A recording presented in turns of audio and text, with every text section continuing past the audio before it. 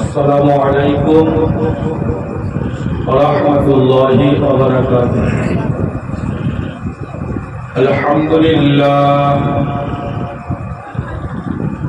अल्हम्दुलिल्लाहि व कफ़ा व सलामुन अला इबादिहिल्लज़ीना इस्तफ़ा। अऊज़ु बिल्लाहि मिनश शैतानिर रजीम। बिस्मिल्लाहिर रहमानिर रहीम। अलम तर अन्नहुम फी कुल्लि वादिन यहीमून। सदक़ल्लाहुल अज़ीम। रब्बुल आलमीन दरबारे लोगों को शुक्रिया। आज সকাল থেকে নিয়ে এই পর্যন্ত জামিয়া উসমানিয়ার প্রাঙ্গণে আঞ্জুমান নেদায়ে উসমান এর ডাকে বিভিন্ন বিষয়ে আমাদের প্রোগ্রাম করার এবং নুরানি দুয়ার মজলিসে শরীক হওয়ার তৌফিক দান করেছেন। শুকরিয়া আদায় করি আলহামদুলিল্লাহ। দরুদ ও সালাম মুর্শিদ হোক আকায়ে নামদার সরওয়ারে কায়নাত মুহাম্মদ রাসূলুল্লাহ সাল্লাল্লাহু আলাইহি ওয়াসাল্লামের সোনা রওজা মুবারকে মহব্বতের সঙ্গে বলি সাল্লাল্লাহু আলাইহি ওয়াসাল্লাম। আজকে আমরা দেখতে পাচ্ছি জামিয়া উসমানিয়া কাঠালিয়া মাদ্রাসায় আঞ্জুমান নেদায়ে উসমান একটা বিভাগ। আমাদের মাদ্রাসায় যেমন পড়াশোনা করা একটা বিভাগ, এরকম আরো অনেক বিভাগের মধ্যে একটা বিভাগ হলো আঞ্জুমান, যার মাধ্যমে ছাত্রদের বিভিন্ন লাইনে শিক্ষা দেওয়া হয় এবং যোগ্য আসাদজায়ে কেরামরা সেই শিক্ষা দিয়ে থাকেন। তার কতটা ফল আমরা পেলাম আজ কিছুক্ষণের মধ্যে আমরা তার ফলাফলটা আমরা জানতে পারি। আমাদের এই বিভাগে একটা বিভাগ আছে কেরাত।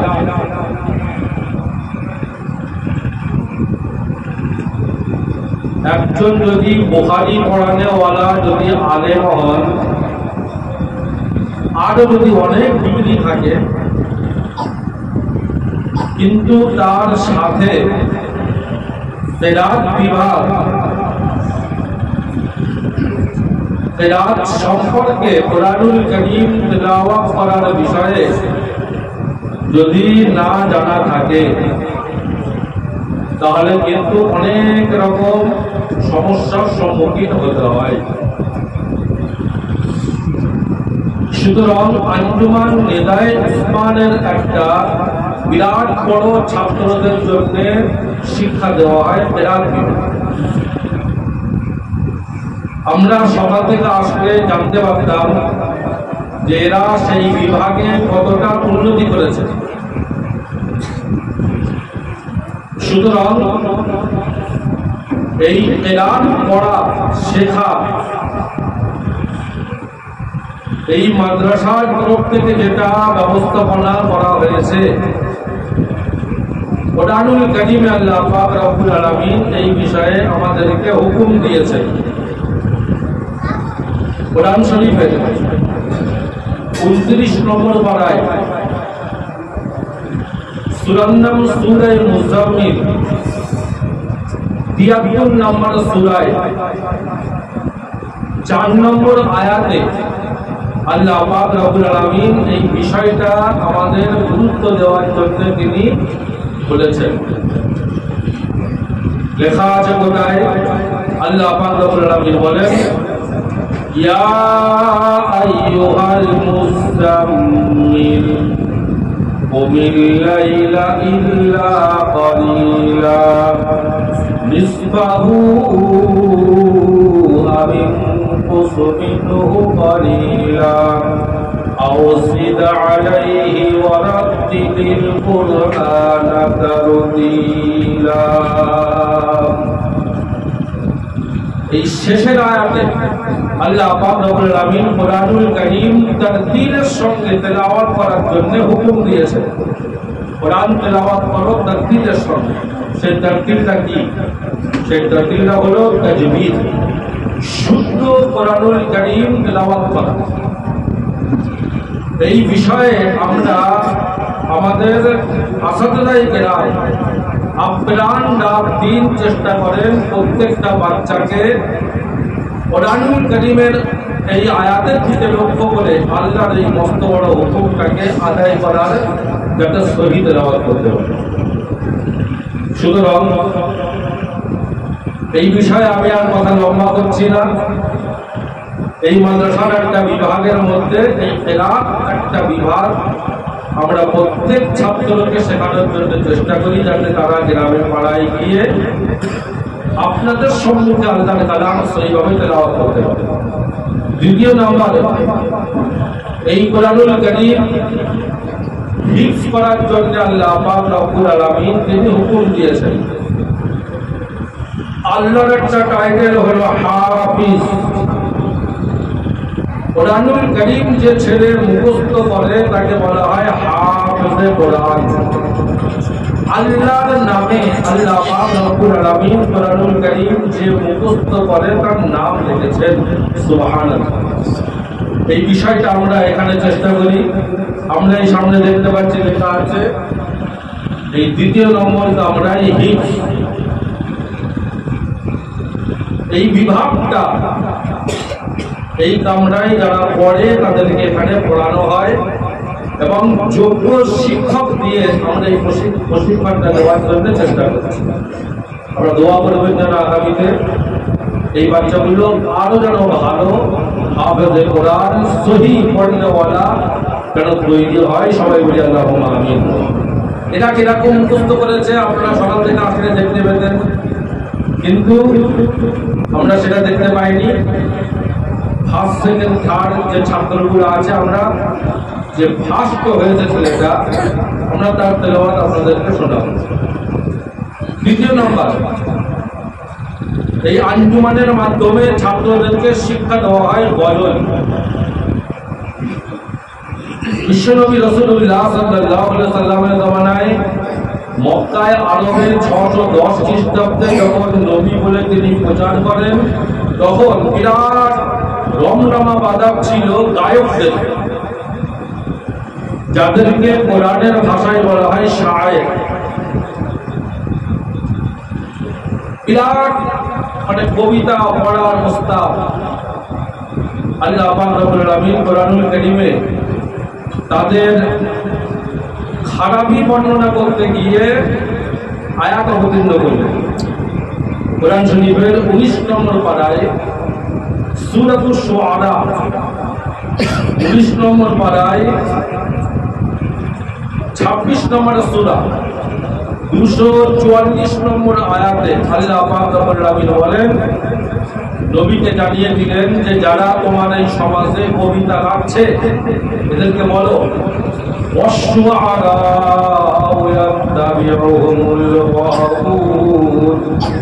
আলাম তারা আন্নাহুম ফি কুল্লি ওয়াদিন ইয়াহিমুন ওয়া আন্নাহুম ইয়াকুলুন মা লা ইয়াফআলুন।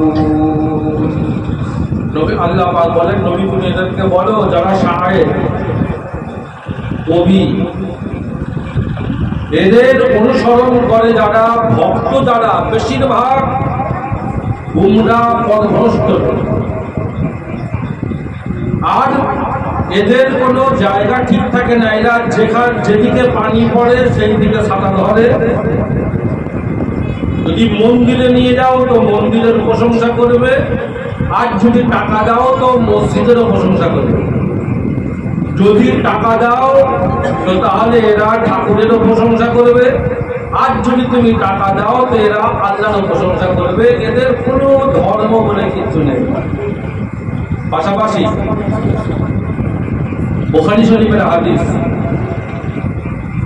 রাসূলুল্লাহ সাল্লাল্লাহু আলাইহি ওয়াসাল্লাম মদিনা শরীফের মসজিদে তার নিজের মেম্বারের পাশে একটা চেয়ার রেখে দিতেন একজন সাহাবার জন্য। তার নাম হলো হযরত হাসান বিন সাবিত রাদিয়াল্লাহু তাআলা। কিসের জন্য? বিশ্বনবী রাসূলুল্লাহ সাল্লাল্লাহু আলাইহি ওয়াসাল্লাম ওই সাহাবাকে ডেকে বলতেন যে তোমার যে আল্লাহ সুদ দিয়েছে, এই সুদে এই বেঈমান কাফেরদের যত রকম ভাবে পারো তুমি গিয়ে বলো। উনি ওই নাক এবং গজলের ঢঙে ওই কাফের বেঈমানদের নামে পদ্য পড়তেন। রাসূলুল্লাহ সাল্লাল্লাহু আলাইহি ওয়াসাল্লাম সেই হাসান বিন সাবিত রাদিয়াল্লাহু তাআলা আনহুর জন্য দোয়া করেছেন এবং তার জন্য নিজের স্টেজের পাশে আলাদা একটা জায়গা তিনি রেখে দিতেন। সুবহানাল্লাহ। সুতরাং নাচ শেখা, ইসলামী আল্লাহর শানে, নবীর শানে গজল শেখা, এটা একটা বিরাট বড় একটা অংশ এবং যেটা আমাদের সকলের দ্বারাই সম্ভব হয় না। আমরা সবাই পারবো না। এটা আল্লাহ পাকের দোয়া, 100 জনের মধ্যে একজন যা দেবে গিয়ে তোমাকে শুনিয়ে দেবে। সুতরাং আমরা সেই বিষয়টা চেষ্টা করি বাচ্চাদের যতটা গানের সুরে নয়, যেমন সাধারণত আমাদের সমাজে চলছে, বরং ইসলামিক সুরে আল্লাহর শানে, নবীর শানে, সাহাবাদের শানে, মাদ্রাসার শানে, মসজিদের শানে বিভিন্ন রকম ভাবে আমরা সেটা শিক্ষা দেওয়ার জন্য আমরা চেষ্টা করি। তারই জন্য এই আঞ্জুমানের ব্যবস্থা। তো সেটা এই আজকে এই প্রোগ্রাম আমরা তার ফলাফল দেখতে পাবো ইনশাআল্লাহ।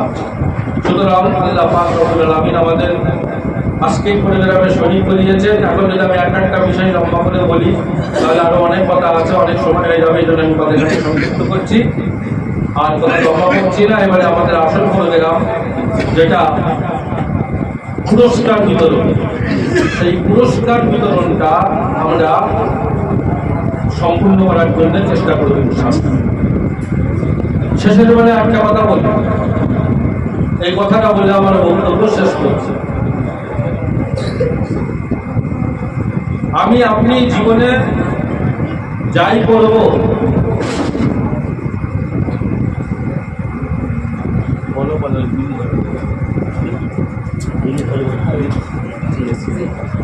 আমি আপনি জীবনে যাই করব, এদিকে তাকান, শেষ কথা বলছি এবং খুব গুরুত্বপূর্ণ মনে করেই বলছি। আমি আপনি জীবনে যাই করব, আমার আপনার টার্গেট যদি ঠিক না থাকে জেনে রাখতে হবে কিন্তু সব বেকার। আমি আপনি বাড়ি থেকে বার হয়েছি, জামিয়া উসমানিয়া কাঠারিয়া মাদ্রাসায় যাব, আল্লাহ পৌঁছে দিয়েছেন। যদি আমার পাক্কা ইরাদা টার্গেট যদি না থাকতো তাহলে কিন্তু আমি এই জায়গাটায় পৌঁছাতে পারতাম না, যদি অনেক রকম নিয়ত থাকতো। এই জন্য কোরআনুল কারীমের পরে সর্বশ্রেষ্ঠ কিতাব বুখারী শরীফ, তার প্রথম হাদিস বিশ্বনবী রাসূলুল্লাহ সাল্লাল্লাহু আলাইহি ওয়াসাল্লাম বলেন, ইন্নামাল আমালু বিন্নিয়াত। কাজ ছোট করো আর বড় করো, নিয়তটা আগে ঠিক করে নিও। নিয়তই হলো তোমার কাজের নির্ভর। নিয়ত যদি গোলমাল হয়ে যায়, টার্গেট যদি গোলমাল হয়ে যায়, তাহলে কিন্তু সব বেকার হয়ে যাবে।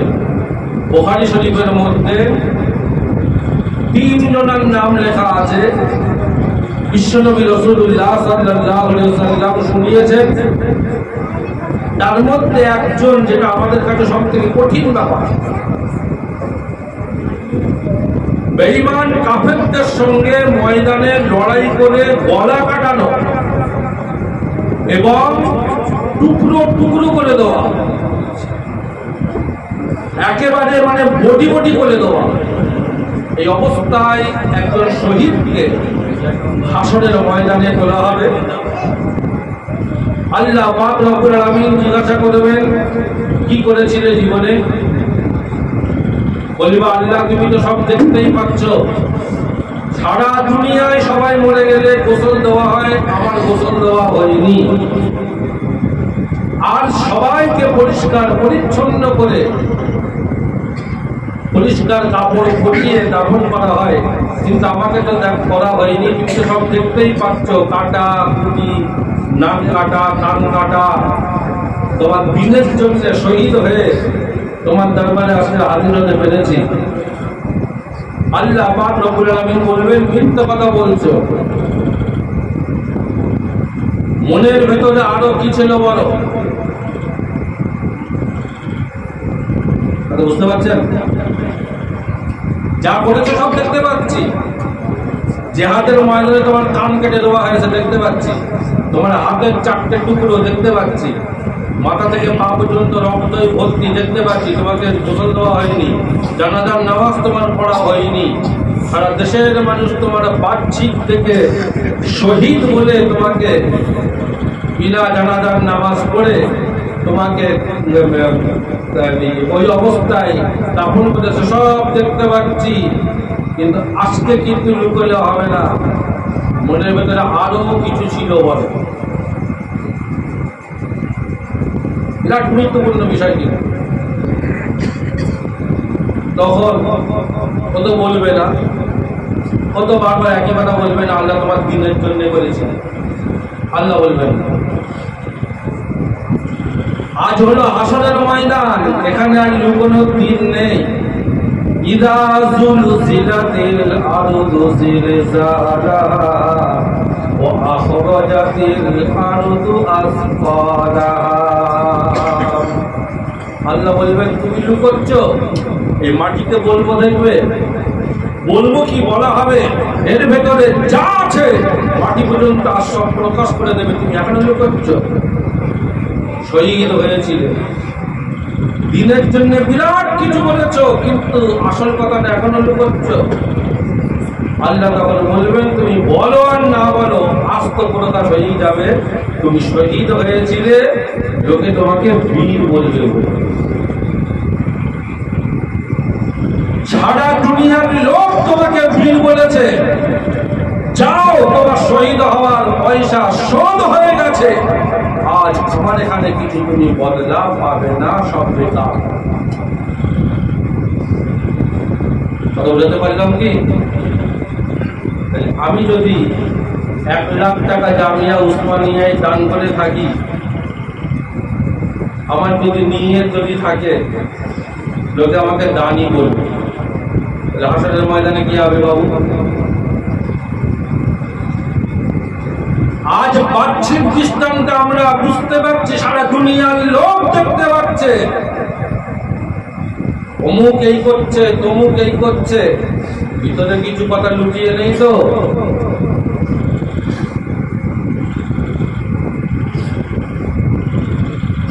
যদি আমি আল্লাহর জন্য যদি না করে থাকি, আজ যদি আমি যদি কোনো কাজ যদি না করি, ভিতরে আমার মধ্যে যদি অন্য কোনো যদি ধান্দা থাকে, তাই আমাদের দিন তোমার তো সব বেকার হয়ে গেল। কি দরকার ছিল তোমার 2 লাখ টাকা মাদ্রাসায় দেওয়ার? কি ভাই, কি দরকার ছিল তোমার বিল্ডিং করে দেওয়ার? কি দরকার ছিল তোমার জায়গা দেওয়ার? আমি তো বলবো আল্লাহর সামনে, জায়গা দিয়েছি, বিল্ডিং করে দিয়েছি, টাকা দিয়েছি, এই করেছি। আল্লাহ বলবে, আর ভিতরে অন্য কিছু লুকিয়ে নেই তো কথা? এই জন্য আমার ভাই যথেষ্ট বুঝতে পেরেছি, জীবনে যাই করতে হবে, কার জন্য করছি এই টার্গেটটাকে ঠিক করে নিই। আমি যদি আপনার জন্য করি, সব গেল। কার মুখের দিকে আপনি করেছেন? টার্গেটটাকে ঠিক করে নিই। খোদার কসম খেয়ে বলছি, যদি আমি 1 টাকাও যদি দান না করি আল্লাহ হিসেব দেবে না। মশলা জানেন তো, আমি যদি একটাও দিনের খেদমত না করি আল্লাহ হিসেব নেবে না। কিচ্ছু যদি না করি, আল্লাহর ফরজ হুকুম নামাজ কালাম পড়ি, আল্লাহ হিসেব নেবে না। তুই কেন 5 তলা মাদ্রাসা করিস নি, 1 তলা কেন করিস?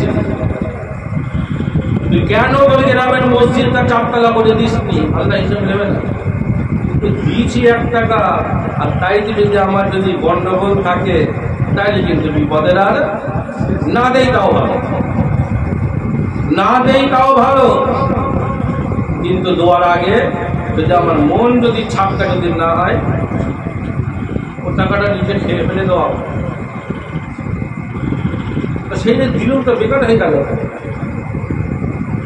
জি, এই জন্যে আল্লাহ পাক আমাদের দিয়ে এই মাদ্রাসা খাড়া করিয়ে নিয়েছেন।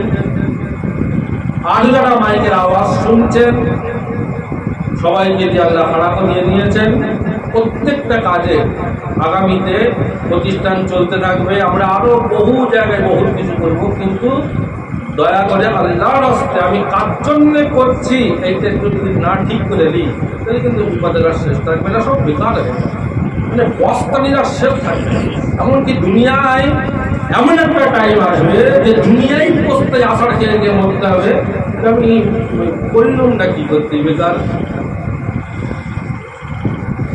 সুতরাং আল্লাহ পাক আমাদের এই পর্যন্ত যা করিয়েছেন আমরা পাক্কা নিয়ত করে দিয়েছি, আগামীতেও যতদিন জুড়ে থাকবো এই উদ্দেশ্যেই থাকবো যে আমি আল্লাহর জন্য দিচ্ছি, কারোর মুখের দিকে তাকিয়ে আমি আজ এই চেয়ারে আমি আছি। 100% বিশ্বাস করি যে আগামীকাল ফজরের নামাজে আমার নামে জানাজার ঘোষণা হবে না, ঠিক না বল? 100-র মধ্যে 99% যদি 1% পাই, আপনার নামের জানাজার ঘোষণা কাল সকালবেলা মাইকে হবে না, রাত করা হবে, কোনো গ্যারান্টি নেই। তাহলে আমি আপনার মুড়ির দিকে তাকে সব বললাম, লাভটা কি হলো? সে কোথায় যায়? এই জন্য যাই করি আল্লাহর জন্য করি, কোনো বান্দা কোনো কারোর দিকে তাকিয়ে করে কিছু লাভ হবে না। আর দ্বিতীয় নম্বর পাড়ার মধ্যে রাসূলুল্লাহ সাল্লাল্লাহু আলাইহি ওয়াসাল্লাম তাই বলেছেন, তোমার খরচা করার সব থেকে দামি জায়গা হলো। সাহাবায়ে কেরাম যখন শুনলেন তো তারা খাত জিজ্ঞাসা করলেন যে আমরা কোথায় খরচা করব? ইয়াসআলুনাকা মাযা ইউনফিকুন কুল মা আনফাকতুম মিন খায়র। দ্বিতীয় নম্বর পাড়ায় আল্লাহ পাক বলছেন 215 নম্বর আয়াতে, সাহাবারা জিজ্ঞাসা করলেন তাহলে কোথায় খরচা করব? আল্লাহ পাক বললেন ফাজিলু ওয়ালিদাইন, 1 নম্বর তোমার জীবনের সম্পদের সবথেকে বড় হকদার হলো মা বাপ। মা বাপকে না দিয়ে তুমি কাবা ঘর তৈরি করলেও তোমার দান আসমান আর জমিনের মাঝখানে ঝুলে থাকবে। 2 নম্বর ফাজিলু ওয়ালিদাইন ওয়াল আকরাবিন ওয়াল ইয়াতামা ওয়াল মাসাকিন। 2 নম্বর তোমার রক্তের সম্পর্কের লোক, আত্মীয় স্বজন, ভাই বোন থেকে শুরু করে তাদের হক আগে আদায় করো তোমার রোজগার থেকে। মসজিদে পড়ে দেবে, মাদ্রাসায় পড়ে দেবে, ভাইকে না দিয়ে বিপদে রয়েছে, বোনকে না দিয়ে বিপদে রয়েছে। কোন প্রতিষ্ঠানে দান করে তোমার আল্লাহর দরবারে সেই মঞ্জুর করানো যাবে না। 3 নাম্বার যদি আল্লাহ তারপরে বাঁচে, এতিমকে দাও, মিসকিনকে দাও। সুতরাং যাই করি আল্লাহকে সামনে রেখে করি। আর এই বাচ্চা কাচ্চা যারা রয়েছে এদের মধ্যে অনেকে আছে এতিম, অনেকে আছে মিসকিন, অনেকে আছে গরিব, এদের মুখের দিকে তাকিয়ে। এই জন্য আমরা তো বলি আমাদের হাতে আপনারা কিছু জান না, আপনি যদি একটা কিছু আনেন তো বাচ্চাদের কাছে তাদের গাড়ি তুলে খাইয়ে যান। আমাদের কোনো বিশ্বাস নেই আপনি আমাকে দেবেন আমি এদের দেবো, আমি মেরেও নিতে পারি, অন্য কিছু করতে পারি। এদের মুখখানে তাকিয়ে আজ আল্লাহ পাক এদের মাঝখানে আমাদের হাজির করিয়েছেন। এটাই হলো আমাদের রোজগারের 1 নম্বর পাপ। আল্লাহ পাক যা করেছি আগামীতে যাই করবো আল্লাহকে সন্তুষ্ট করার জন্যে, আল্লাহকে টার্গেট করে। আর এই হাফেজে কোরআন, আলেমে হাক্কানি, এতিম মিসকিনদের দিকে, গরিবদের দিকে লক্ষ্য করে আমরা করি। আল্লাহ পাক আমাদের শেষ পর্যন্ত টিকে থাকার তৌফিক দান করুক, জুড়ে থাকার তৌফিক দান করুক। আর এই আঞ্জুমানের আমাদের বিষয়বস্তুগুলো আমরা পুরস্কার বিতরণ করে এখন আমরা শেষ করব। খুব সংক্ষিপ্তভাবে বলছি। তো ফার্স্ট সেকেন্ড থার্ডের শোনাবো বলছিলাম, কিন্তু এখন লম্বা সময় হয়ে গেছে, আবার অন্য টাইম হবে ইনশাআল্লাহ। তো আমাদের একটা বিভাগ ছিল সর্বপ্রথম এই সর্বপ্রথম ছিল হদর। হদর মানে হলো যে এরা 1 থেকে 10 পারা কে কতটা মুখস্থ করে, টোকেন সিস্টেম। তো মুখে জিজ্ঞাসা করে নয় যে এই ছেলেটা ফার্স্ট করতে হবে, তাহলে এর এইটা ধরি। মানুষ তো এরকম মনে হতেই পারে, টোকেন সিস্টেম করা হয়েছিল।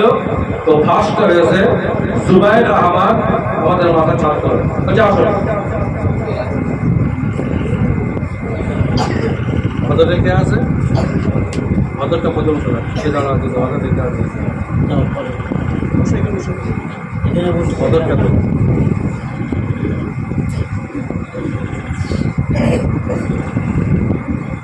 হ্যাঁ, হদরে ফার্স্ট আছে আমাদের রেজওয়ান। তারা আব্বাজানে বসে আছেন। আমাদের এই পুরস্কার আমাদের তুলে দেবেন আমাদের শিক্ষক হাফেজ মুজিবুর রহমান সাহেব। ঠিক আছে, এই একটা পটের ভিতরে নিয়ে যাও। নারায়ে তাকবীর, নারায়ে তাকবীর।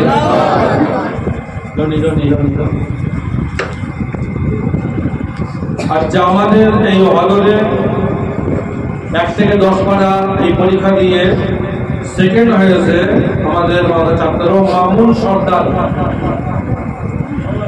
মামুন সর্দার, যার দাদু এখানে বসে আছেন, আমাদের আকবর ভাই। আমাদের হাতে পুরস্কার তুলে দেবেন আমাদের শিক্ষক হযরত মাওলানা আরিফুল্লাহ সাহেব। সেকেন্ড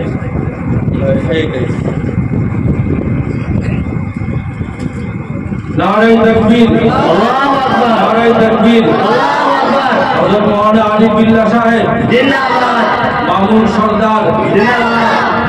দ্বিতীয় নম্বর হদরে পুরস্কার পেয়েছে নাবিল ফারুক।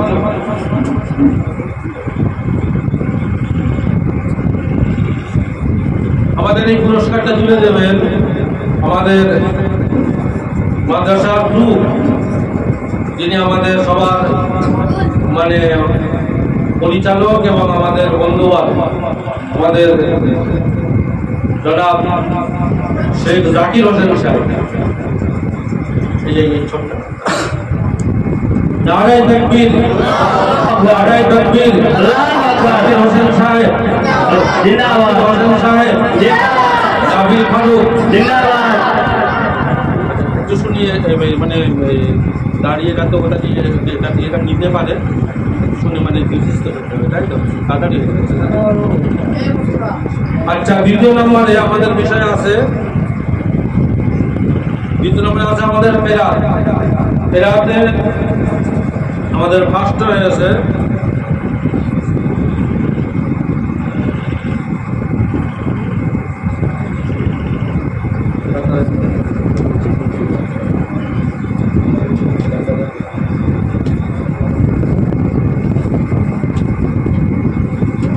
পেরাতে ফার্স্ট হয়েছে আমাদের জুবাইর আহমদ। আমাদের পুরস্কার তুলে দেবেন আমাদের মুরব্বী, আমাদের সকলের বাবু জনাব আবুল কালাম আহাদ সাহেব।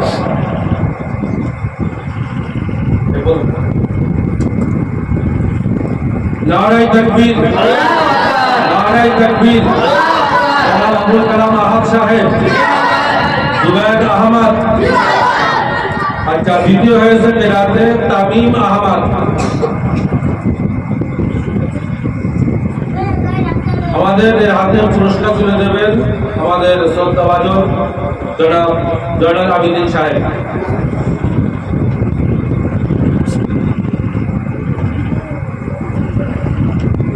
নারায়ে তাকবীর, নারায়ে তাকবীর। জনাব জয়নাল আবেদিন সাহেব, তামিম আহমদ এলাহাতে দ্বিতীয় নম্বর স্থান অধিকার করেছে নাবিল ফারুক। এনার হাতে আমাদের পুরস্কার তুলে দেবেন জনাব আলহাজ আকবর আলী সাহেব।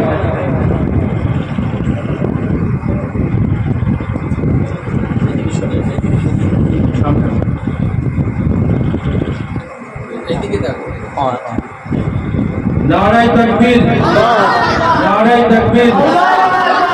আলহাজ আকবর আলী সাহেব, নাবিল ফারুক, জামিয়া উসমানিয়া কাঠালিয়া মাদ্রাসা, জামিয়া উসমানিয়া, জামিয়া উসমানিয়া, अंजुमन निदाई उस्मान। नाराয়ে তাকবীর। এবারে আমাদের একটা বিষয় ছিল গজল।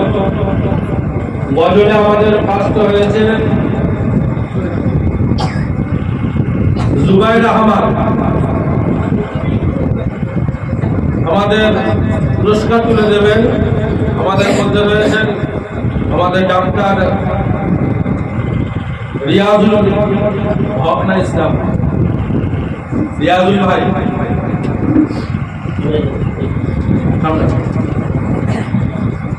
নারায়ে তাকবীর, নারায়ে তাকবীর। अंजुमन निदाई उस्मान, अंजुमन निदाई उस्मान। अच्छा, गजले द्वितीय হয়েছে তামিম আহমদ।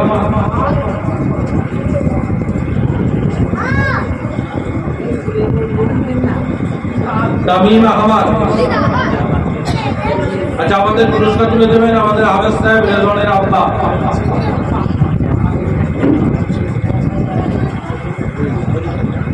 নারায়ে তাকবীর, নারায়ে তাকবীর। জামিয়া উসমানিয়া, জামিয়া উসমানিয়া। দ্বিতীয় গজলে পজিশন নিয়ে এসছে নাবিল ফারুক।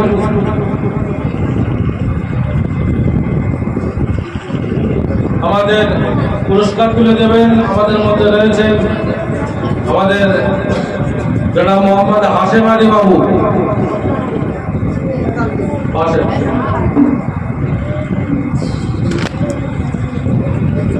नाराये ताकबीर, नाराये ताकबीर।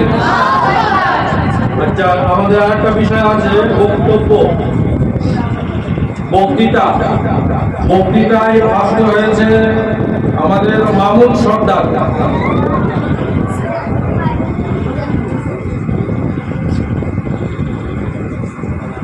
আমাদের পুরস্কার তুলে দেবেন এনার হাতে আমাদের মানে খুব গুরুত্বপূর্ণ গার্জেন এবং মাদ্রাসার খুব মানে মহব্বতকারী এবং ওনার দুটো ছেলে আমাদের মাদ্রাসায় পড়ে, আলাউদ্দিন ভাই, আলামিন ভাই। নারায়ে তাকবীর, নারায়ে তাকবীর। আল্লাহ কবুল করুন। আচ্ছা, আমাদের আজকের বক্তৃতায় দ্বিতীয় হয়েছে মুর্তজা হাসান।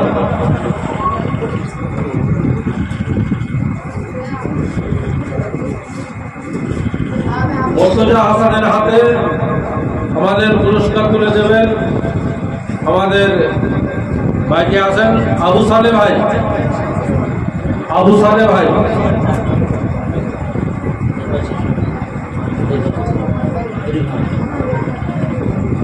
নারায়ে তাকবীর, নারায়ে তাকবীর। আলহামদুলিল্লাহ। আর বক্তৃতায় তৃতীয় হয়েছে জাকারিয়া। আমাদের পুরস্কার তুলে দেবেন আমাদের নুরুল ইসলাম ভাই।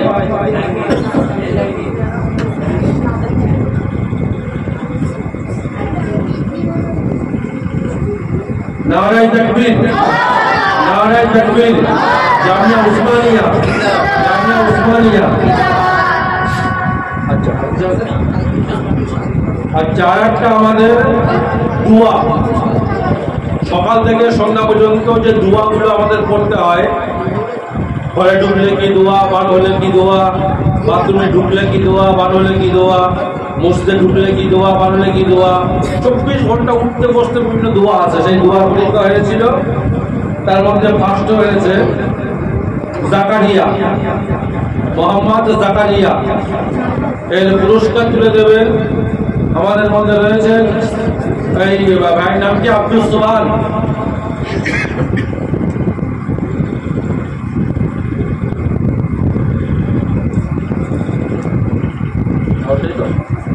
নারায়ে তাকবীর, নারায়ে তাকবীর। আচ্ছা, দ্বিতীয় পজিশন হয়েছে জাহাঙ্গীর আলম। এর হাতে পুরস্কার তুলে দেবেন আমাদের এই ভাইয়ের নাম কি, আসেন, সাইফুল ভাই। সাইফুল ভাই, আমাদের সাইফুল ভাই পুরস্কার তুলে দেবেন। নারায়ে তাকবীর। জামিয়া উসমানিয়া, জামিয়া উসমানিয়া। আচ্ছা, দুয়ায় তৃতীয় পজিশনে হয়েছে মুর্তজা হাসান, মুর্তজা হাসান। এর হাতে পুরস্কার তুলে দেবেন আমাদের সুজাউদ্দিন ভাই।